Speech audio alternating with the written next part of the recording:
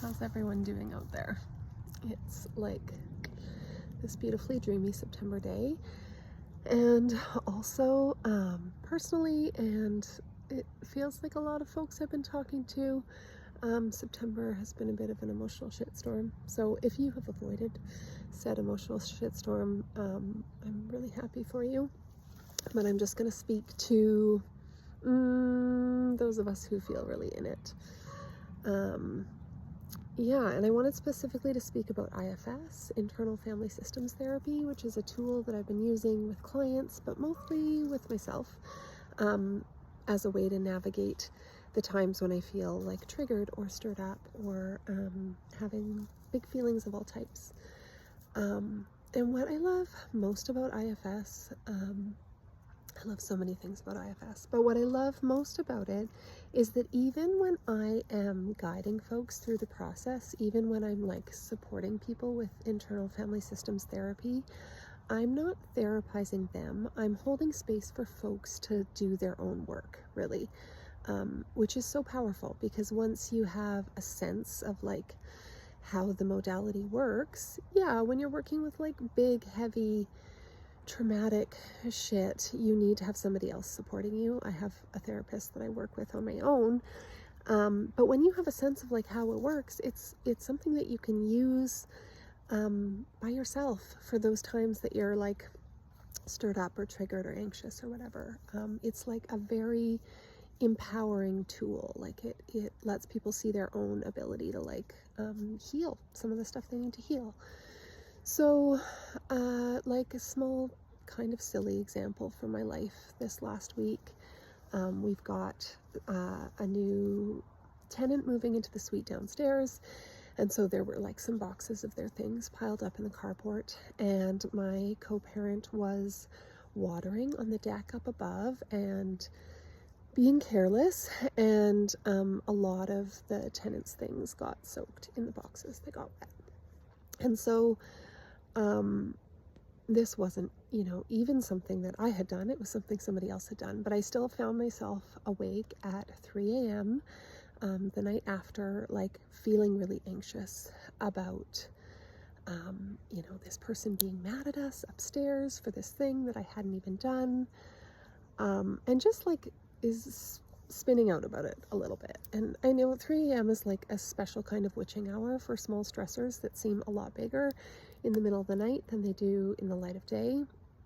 But it's not like me to like wake up in the middle of the night stewing about something. And so with this IFS perspective, it allows me to recognize that like I am not one singular mind. I am made up of multitudes, which as a bipolar person I know very intimately. But even if you don't have a psychiatric diagnosis, we're all made up of multitudes. We all have parts that like can take charge and take the lead and feel really confident, and then we have other parts that feel more vulnerable and insecure and worried about things. And so when I felt into my middle of the night anxiety about like this person being upset about their wet things, understandably they felt annoyed, they felt unhappy about that.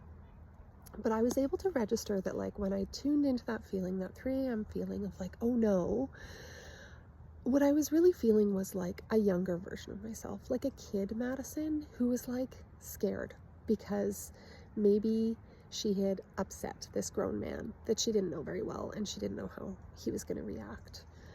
And I mean, I speak to this at risk of like sounding a bit woo, but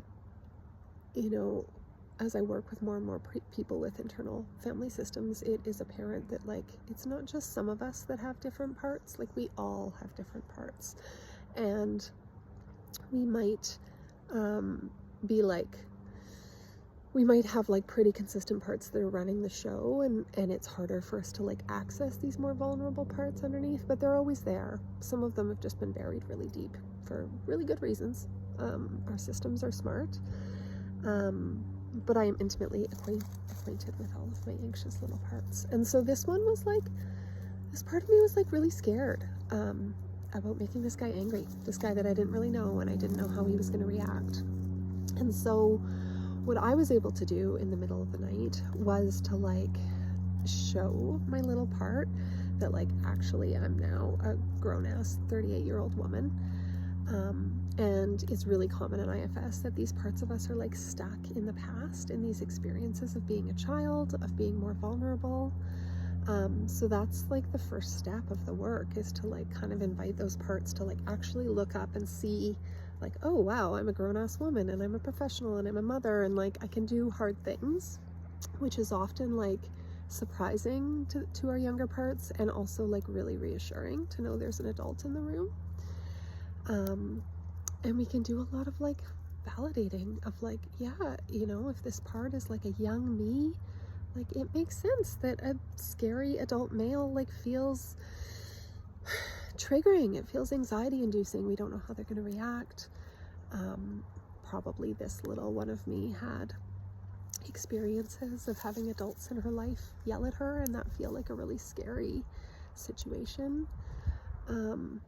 And so, I mean, it sounds maybe really simple, but doing this work myself and doing this work with other people, like the effects on our experience of that anxiety is really profound. Like being able to bring ourselves to the present and recognize like, oh, I'm an adult, I have more resources, I'm not in a really vulnerable position.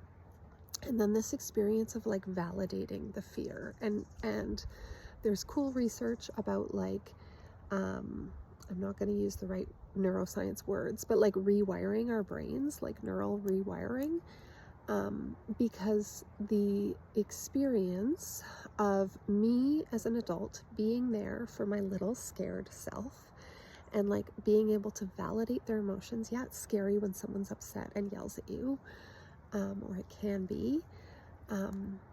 It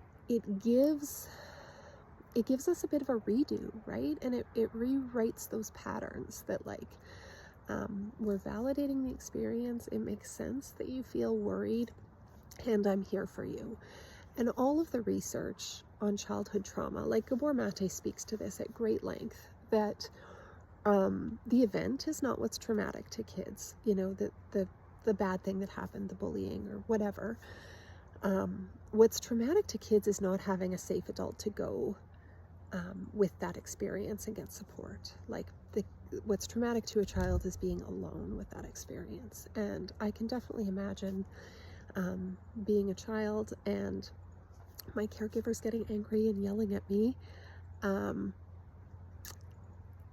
You know, I yell at my kids, but then I have a process of like, being there with them as they express how that made them felt. And I have a process of like repair, which a lot of us didn't get in our childhood. So then we're giving that to ourselves, right? We're like, wow, you're really scared. It makes sense. It's scary when somebody's upset and you don't know how they're going to react. And I'm here, you know, you're not alone in this. So, I mean, I hope I've made sense in this little ramble, but I just wanted to give a glimpse of like why I'm feeling so passionate about this work and what it can look like in, you know, a small kind of example. You know, I was able to like soothe myself and get myself back to sleep, and not feel totally like, oh, ashamed and weird and having to avoid this new tenant when I saw them in the light of day, because I'd done the work to like comfort the parts of me that were feeling stirred up by that experience. So I'm happy to answer any questions folks have about this, or clarify what I was rambling about. And if you're curious about trying IFS, I'm doing online sessions and in-person sessions out here in the yurt. And I'm always happy to do like a 20-minute consult or curiosity call if anyone has like questions about what it looks like in practice. So I hope that you are, even if you've got, you know, emotional stuff flying at you this month, I hope you're also able to enjoy some of the September beauty and be well in this transition to autumn. Take care.